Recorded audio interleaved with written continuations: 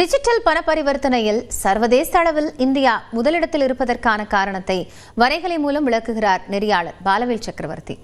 சர்வதேச நாடுகள் மேற்கொள்ளக்கூடிய டிஜிட்டல் பண பரிவர்த்தனையில இந்தியாவினுடைய யூபிஐ பேமெண்ட் முறை என்பது முதல் இடத்தை பிடித்திருப்பதாக IMF அறிக்கை வெளியிட்டிருக்கிறது. அது தொடர்பான விரிவான விவரங்களை இப்ப பார்க்கலாம்.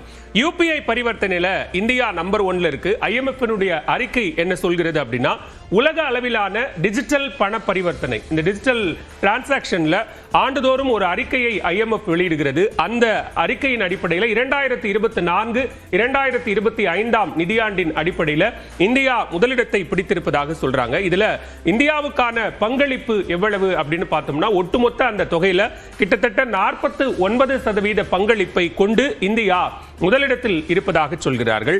இது இந்த டிரான்சாக்ஷன், யூபிஐ டிரான்சாக்ஷன் எப்ப ரொம்ப அதிகரிச்சிருக்கு அப்படின்னு பார்த்தா, இந்த நிதியாண்டினுடைய கடைசி காலாண்டில் இந்த பரிவர்த்தனைகள் மிக அதிகமாக இருந்திருக்கிறது அப்படிங்கிற விவரத்தையும் இந்த அறிக்கை சொல்கிறது. சரி, இந்த டாப் 5 நாடுகள் என்னென்ன, அவங்களோட பங்களிப்பு எவ்வளவு அப்படின்னு பார்த்தோம்னா, ஏற்கனவே சொன்னது போல இந்தியா முதலிடத்தில் இருக்கிறது.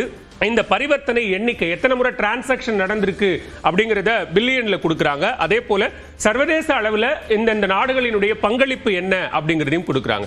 சோ இந்தியாவை பொறுத்த வரைக்கும் 12,930 கோடி அளவுக்கான டிரான்சாக்ஷனை பண்ணி முதல் இடத்தில் இந்தியா இருக்கிறது. அதனுடைய பங்களிப்பு இன்டர்நேஷனல் லெவல்ல இந்தியாவுடைய பங்களிப்புன்னு பார்த்தா ஒட்டுமொத்தத்தில் 49%. சரி, அடுத்ததா இருக்கக்கூடிய பிரேசிலினுடைய பங்களிப்பு அப்படின்னு பார்த்தோம்னா, அது 3,740 கோடி அளவுக்கான டிரான்சாக்ஷனை பண்ணி கிட்டத்தட்ட 14% பங்களிப்பை சர்வதேச அளவில் கொடுத்திருக்கிறது. தாய்லாந்தை பொறுத்த வரைக்கும் 2,040 கோடி அளவுக்கான டிரான்சாக்ஷனை பண்ணி 8% பங்களிப்பை சர்வதேச அளவில் கொடுத்திருக்கிறாங்க. சீனாவை பொறுத்த வரைக்கும் 1,720 கோடி ரூபாய் அளவுக்கான அந்த டிரான்சாக்ஷன் வால்யூம் கிரியேட் பண்ணி ஒரு 6% பங்களிப்பை சீனா கொடுத்திருக்கிறது.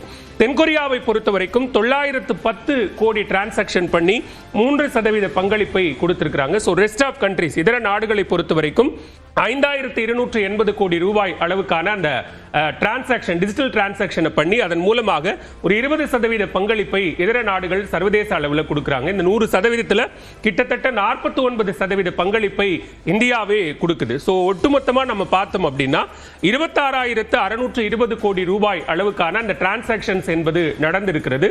அந்த டிரான்சாக்ஷன் தான் 100%. அதுல 49% பங்களிப்பை இந்தியாவே வழங்கி இருக்கிறது. இது கடைசி காலாண்டான இந்த 3 மாதங்கள்ல மிக அதிக அளவில் அதிகரித்திருக்கிறது அப்படிங்கிற விவரங்களையும் IMF சொல்கிறது.